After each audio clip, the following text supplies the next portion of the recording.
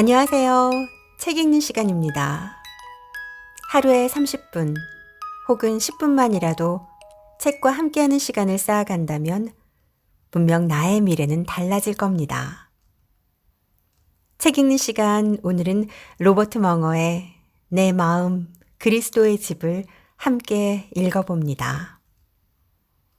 막연히 관념적인 신과 인간의 관계가 아니라 지극히 인격적인 생활적인 관계를 아주 구체적으로 그려내고 있는데요. 각자 다양한 이유들로 마음이 힘든 분들에게 이 책을 읽어드리고 싶습니다.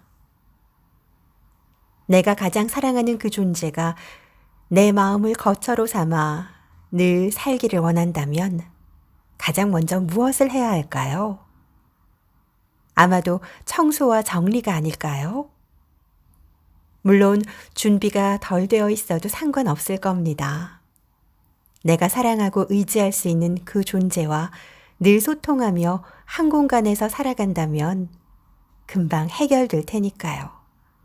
그리고 이보다 더 든든한 관계는 상상하기 힘들 겁니다. 상처받고 아파하며 몸의 병 혹은 마음의 병으로 신음하는 모든 분들께 이 책이 작은 위로가 되기를 바랍니다. 내 마음 그리스도의 집.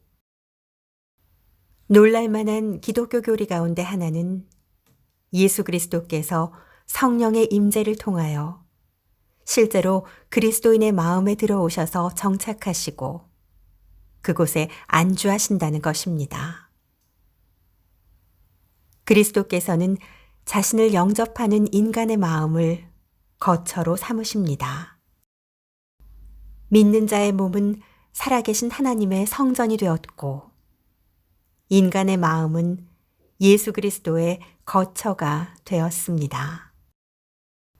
나로서는 내 마음에 그리스도를 위한 거처를 만들어 기꺼이 모셔드리며 그분을 섬기고 거기서 그분과 즐거워하고 그분을 아는 것보다 더 큰 특권은 생각하기가 힘듭니다. 그분을 내 마음에 모셨던 그날 저녁을 나는 결코 잊을 수 없습니다. 그분이 내 마음에 들어오신 사건은 얼마나 감격적인 일이었는지요. 그것은 감정이 고조된 어떤 극적인 사건이 아니라 내 영혼의 중심에서 발생한 엄연한 사실이었습니다. 그분은 내 어두운 마음에 들어오셔서 불을 켜셨습니다. 차가운 난로에 불을 지피고 냉기를 몰아내셨습니다. 그분은 정적이 흐르던 곳에 음악을 연주하셨고 불화가 있던 곳에 조화를 이루기 시작하셨습니다. 그분의 사랑이 넘치는 놀라운 사귐으로 공허를 채워주셨습니다. 그리스도께서 내 마음에 들어오신 후 새로이 발견한 교제의 기쁨 가운데 나는 그분께 말씀드렸습니다. 주님, 저의 마음이 주님의 것이 되기를 원합니다. 그리고 이 집의 모든 것을 당신의 것처럼 사용하시기를 원합니다. 당신께 이 집을 구경시켜드리고 몇 가지 특징도 소개해드리죠. 그래야 당신이 마음을 푹 놓으시고 저와 더 풍성한 교제를 가지게 될 테니까요. 물론 그분은 아주 기꺼이 찾아오셨고 내 작은 마음을 거처로 삼으신 것을 기뻐하셨습니다. 서재. 우리가 함께 둘러본 첫 번째 방은 연구실, 곧 서재였습니다. 그분은 나와 함께 책장 안의 책들, 탁상 위의 잡지들, 벽에 걸린 그림들을 둘러보셨습니다. 그분의 눈빛을 살피다 보니 마음이 편치 않았습니다. 이상하게도 전에는 이런 것들에 대해 기분이 언짢지 않았는데 그분이 그것들을 쳐다보고 계시니 당황하게 되었습니다. 책장 선반에는 그분의 정결한 눈으로는 차마 볼 수 없는 책들이 몇 권 있었습니다. 그리스도인으로서는 관심을 갖고 읽을 필요가 전혀 없는 잡지들이 탁자 위에 놓여 있었고 벽에 걸린 그림들 몇 가지도 부끄러운 것이었습니다.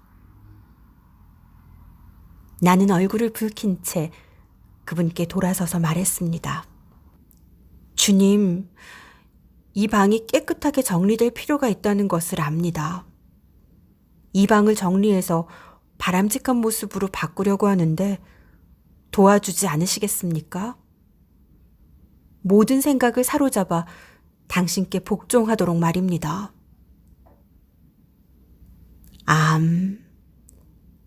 그분이 말씀하셨습니다. 기꺼이 도와주시.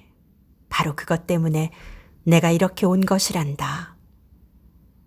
우선 지금 내가 읽고 보는 것 중에서 유익하지 않고 깨끗이 못하며 좋지 않고 참되지 못한 것들은 전부 내다버려라. 이제 빈 선반에는 성경을 꽂아라. 성경 구절을 가득 채워 넣고 주야로 묵상하도록 해라. 벽에 걸린 그림에 대해서는 그 떠오르는 내용을 제어하기가 힘들겠지만 여기 도움이 되는 것이 있다. 주님은 내게 실물 크기만한 당신의 초상화를 주셨습니다. 그리고 마음의 벽 한가운데 이것을 걸어 놓아라 하고 말씀하셨습니다.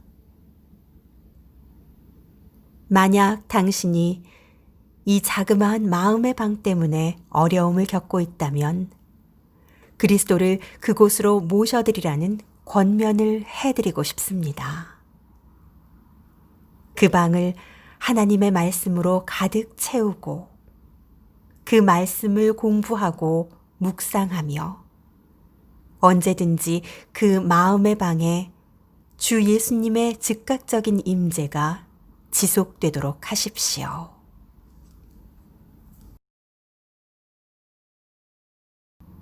주방. 그분은 식탁에 앉아 오늘 저녁은 메뉴가 뭐지? 라고 물으셨습니다. 예, 제가 좋아하는 음식입니다. 돈, 학위, 증권 등이 주식이고 반찬으로는 명성과 행운에 관한 신문 기사들이 있습니다.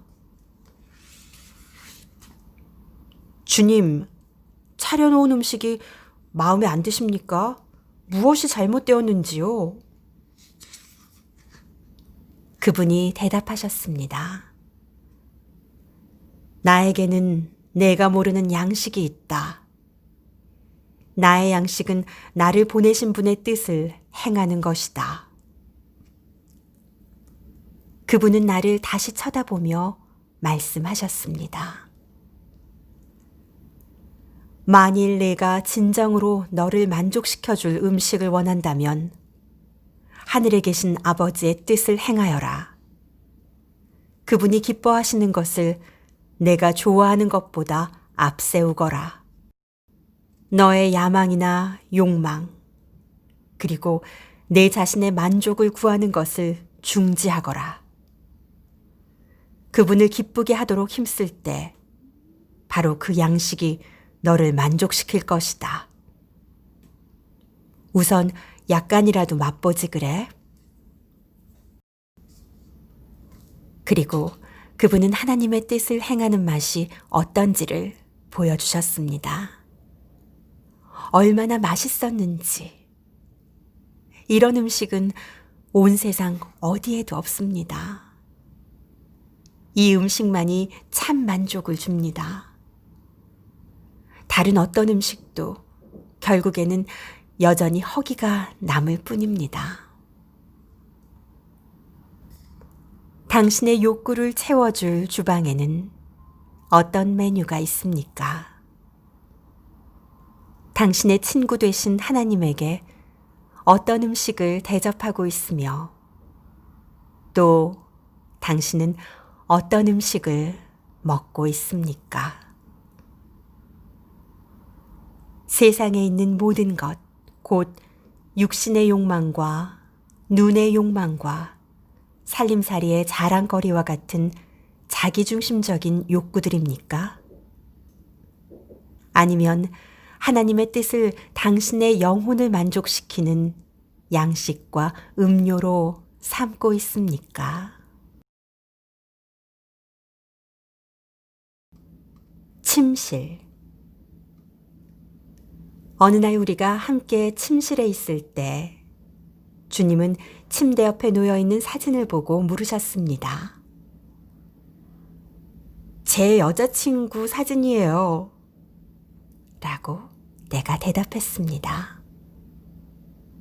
그 여자친구와의 관계는 건전한 것이라고 생각하면서도 그분께 말씀드리는 것이 약간 쑥스러웠습니다. 사실 여자친구와 몇 가지 갈등이 있었는데 그런 문제를 그분과 상의하고 싶지는 않았습니다. 그래서 나는 주제를 바꾸어 보려고 했습니다. 그런데 예수님은 내 생각을 미리 아신 듯 이렇게 말씀하셨습니다. 너는 성에 관한 나의 가르침에 의문을 제기하고 있구나. 그렇지 않니? 성관계는 결혼을 하는 언약 관계에 들어간 사람들만 즐기게 되어 있다는 가르침 말이야.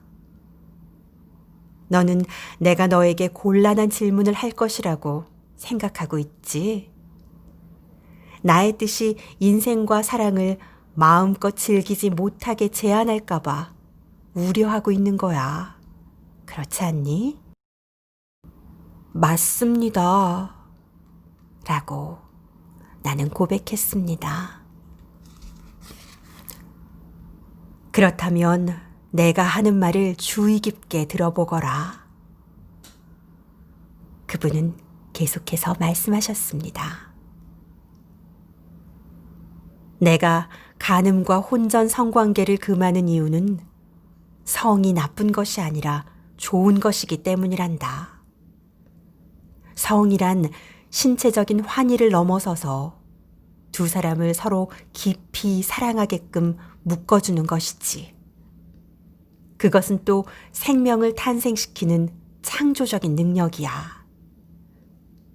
또한 성은 강력한 힘을 갖고 있단다. 그래서 성이 제대로 사용되면 굉장한 선을 이룰 수 있지만 잘못 사용되면 선을 파괴시키고 말지.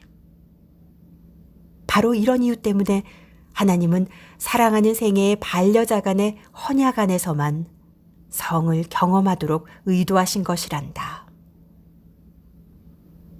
사랑은 성보다 훨씬 더 많은 것을 포함하고 있단다. 이제 너의 이성교제 문제를 도와주마. 내가 비록 실패해서 수치와 죄책감을 느낀다 하더라도 내가 너를 여전히 사랑하고 너와 함께 있음을 알고 나에게 그 문제를 이야기하거라. 또 잘못한 것을 시인하거라. 그리고 다시는 그런 잘못을 저지르지 않도록 피할 조치를 취하거라. 너를 넘어지지 않게 붙잡도록 내 능력에 의존하고 너를 인도하여 내 안에서 둘이 진정 하나가 되는 결혼 관계로 이끌어가게 하렴. 벽장. 이제 당신과 나누고 싶은 것이 한 가지 더 있습니다. 어느 날인가 나는 그분이 문가에서 나를 기다리고 계신 것을 보았습니다. 그분의 눈에는 나의 주위를 사로잡는 표정이 있었습니다. 내가 들어가자 그분이 말씀하셨습니다. 집안에서 이상한 냄새가 난다. 이 주위에 무엇인가 죽어 있는 것이 있어. 위층 벽장 앞에서 그 냄새가 나는 것 같구나.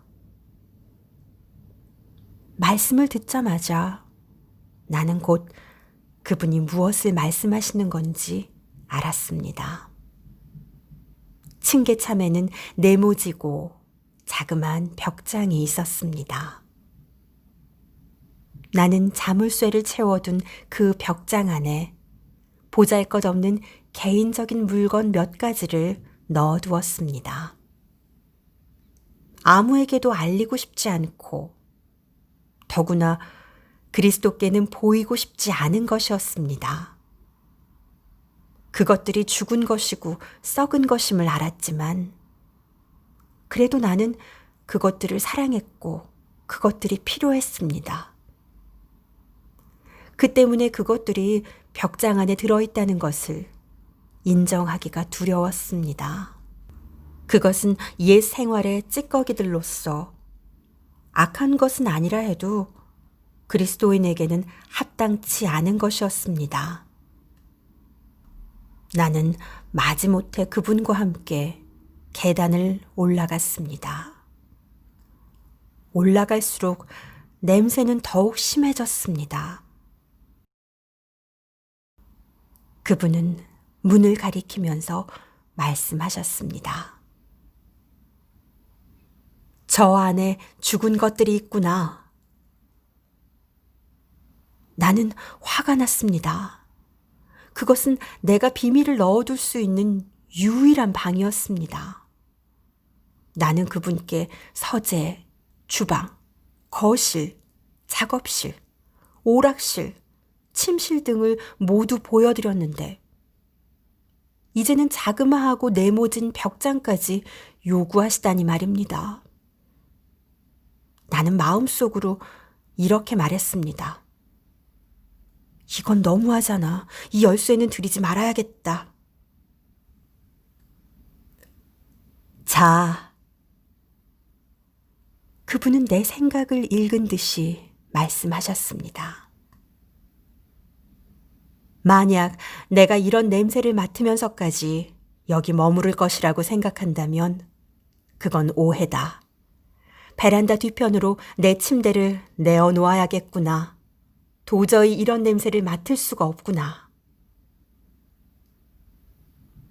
그리고 나는 그분이 아래층으로 내려가시는 것을 보았습니다. 당신이 그리스도를 알고 그분을 사랑하게 되었을 때 가장 불행한 일은 그분이 당신에게서 얼굴을 돌리심으로써 그분과의 교제가 끊어지는 것입니다. 나는 항복할 수밖에 없었습니다. 주님께 열쇠를 드리겠습니다. 나는 슬픈 마음으로 말했습니다. 그러나 주님이 벽장을 여셔야 합니다. 주님이 그것을 깨끗하게 청소해 주십시오. 제게는 그럴 만한 힘이 없습니다. 알고 있다. 그분이 말씀하셨습니다. 내게 그럴 능력이 없다는 것을 안다. 열쇠만 내게 다오. 그러면 내가 하마. 그래서 떨리는 손으로 그분께 열쇠를 넘겨드렸습니다. 그분은 내 손에서 열쇠를 받으시더니 문으로 가서 벽장을 여시고 거기서 썩고 있던 물건을 다 꺼내어 저 멀리 던져버리셨습니다. 그러고 나서 벽장을 정결케 하시고 페인트로 칠하고 수리하셨는데 이 모든 일을 순식간에 해치우셨습니다. 내가 과거에 어떠한 죄를 지었든지 또 어떤 상처를 갖고 있든지 예수님은 나를 용서하시고 치료하셔서 나를 온전케 하실 준비가 항상 되어 있으셨던 것입니다.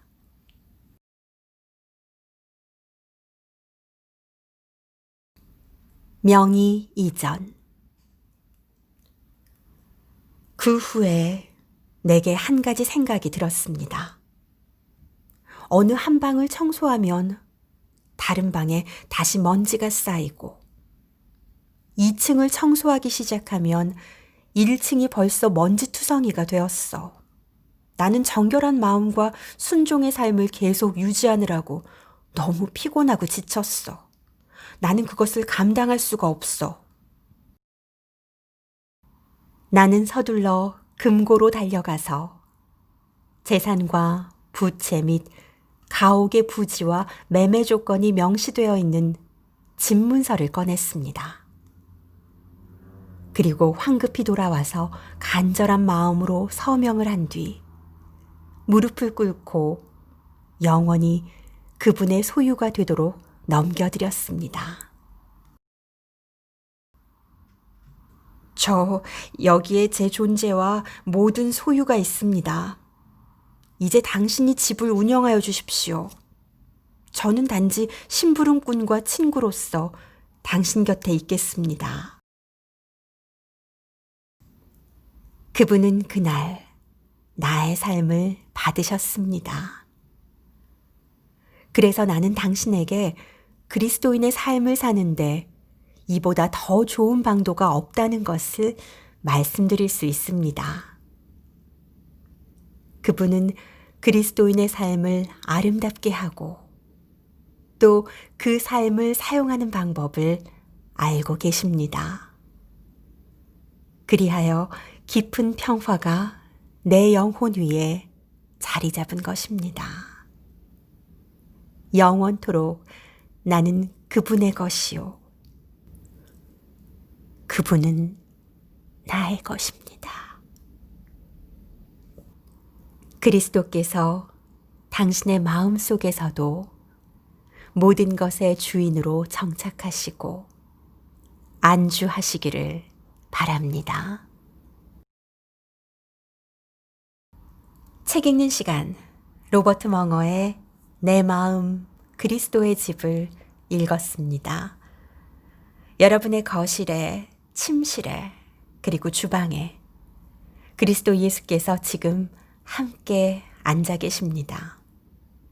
이것은 우리의 상상이나 최면이 아니라 성경에서 분명히 말씀하신 약속입니다. 많이 힘들어요. 많이 아파요. 매일매일 괴롭고 고통스러워요. 이런 저와 여러분의 문 앞에서 그리스도 예수께서 말씀하십니다. 문을 열어다오, 내가 들어가마. 내 마음을 그리스도의 집으로 내어드립니다. 내가 사랑하는 그분과 24시간 한 공간에서 생활하기를 원합니다. 책 읽는 시간이었습니다.